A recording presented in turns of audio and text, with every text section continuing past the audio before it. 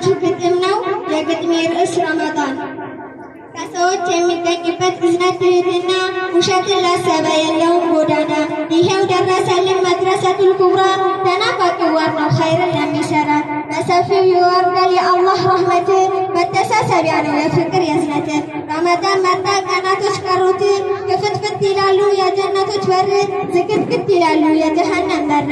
ኢባዳ ለመስራት ጥሩ አጠንካሪ፣ ሁሉም የሚሆነው ኢባዳ መካሪ። ረመዳን መጣ የወራቶች መሪ፣ ረመዳን መጥቶ የወራቶች መሪ። የሱናውን ሰላት ደረጃውን ሲያውቁ፣ መስጊዱ ሲደምቅ በብዙ ጀማዓ፣ ሁሉም ቀን ይመስላል ልክ እንደ ጅምዓ። የእኛ የሙስሊሞች መመሪያ የሆነው በዚህ ታላቅ ወር ነው ቁርአን የወረደው። እቅድ መጻፊያ ነው ለመጪው ህይወት፣ አጅር ማከማቻ ኸይርን ለመስራት። ሰላም እንድናገኝ ከዱንያ እስከ አኺራ፣ ልክ ለአኺራችን መልካም ፍሬና። ቁርአንን እናኽትም ብዙ ጊዜ እንቅራ፣ ሰደቃ በመስጠት እንዲሁም በዘካ። ልቦናው ይደሰት ድሃ ፊቱ ያፍካ፣ በዱዓ እንበርታ እንዳንረሳሳ።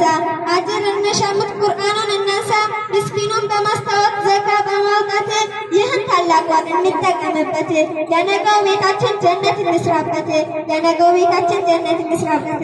ስላዳመጣችሁኝ አመሰግናለሁ። ወሰላሙ አለይኩም ወረሕመቱላሂ